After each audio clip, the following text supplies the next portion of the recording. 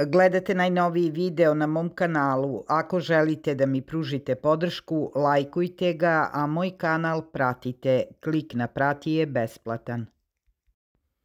Snažna i brzorastuća loza Virginia puzavica ili Virginia creper je izvanredna biljka za žive ograde i pokrivanje neuglednih delova dvorišta.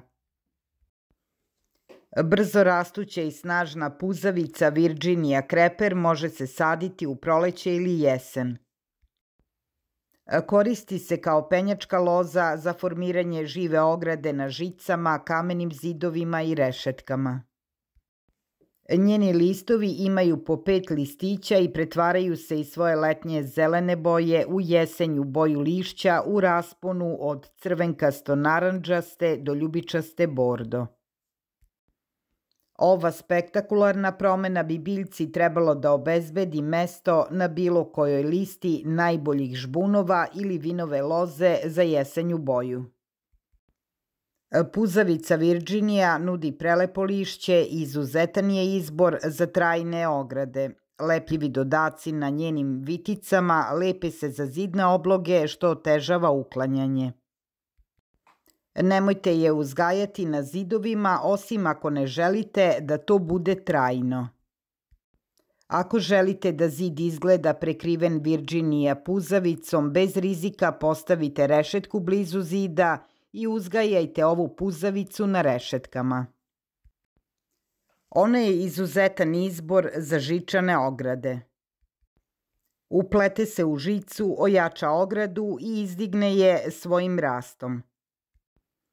Virginia puzavica se penje i uz drveće i najbolji izbor je neko suvo drvo koje niste posekli da ga prekrijete. Ova loza je izuzetan izbor i za baštenske senike, pergole ili žičane ograde. Druga upotreba je kao pokrivač zemlje. Ova loza, ako ne dobije oslonac uz koji treba da se penje, raširi se po zemlji i služi kao pokrivač zemlje. Loza je odlična za zaustavljanje erozije tla, pa je izuzetan izbor i u tu svrhu. Loza se uzgaja na punom suncu, ali je tolerantna i na senku. Najbolji izbor je delimična senka. Dobra lokacija je na zidu ili žici okrenutim prema istoku ili zapadu. Voli dobro drenirano zemljište, a dobro će rasti na različitim vrstama tla. Ona raste i na kiselim i na alkalnim zemljištima. Čim je posadite i tokom prve vegetacijske sezone morat ćete da je zalivate redovno dok se ona dobro ne raširi. Kada se loza dobro uspostavi, potrebno joj je samo povremeno duboko zalivanje. Ako je velika vrućina, možda ćete morati češće da je zalivate. Puzavicu Virginiju možete prihraniti jednom godišnje u proleće granularnim đubrivom opšte namene. Ako želite da ovu lozu držite pod kontrolom da ne raste previše, orezujte je krajem zime ili u rano proleće. Posebno ako preti da preraste preko oluka ili zadire u drveće. Loze koje su se odvojile neće se ponovo pričvrstiti za površinu, tako da ih treba orezati. Takođe treba ukloniti sve mrtve i bolesne loze. Ako se uopšte ne orezuje, ona može da naraste od 15 pa čak do 30 metara u dužinu.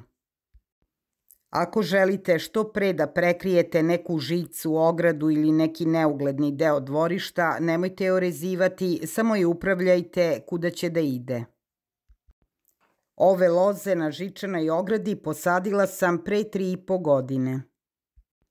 Ako želite da što pre prekrije neki deo, posadite loze na razmak od 30 cm.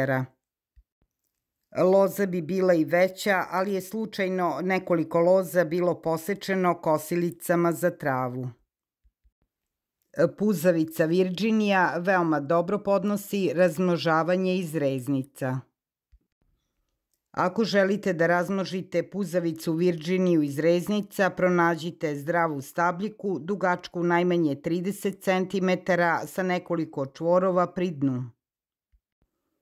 Skinite listove sa 1/3 stabljike i isečeni kraj umočite u hormon ili u cimet.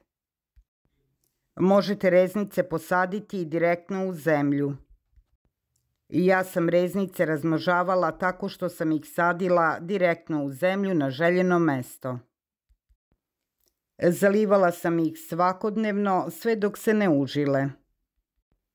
Kada krenu novi mladi listići iz reznice, znak je da se reznica užilila. Lozu možete razmnožavati iz semena. Seme posejati na dubinu 1 cm. Loza sama baci seme i oko nje rastu mlade sadnice. Te sadnice možete vaditi i saditi ih na druga željena mesta.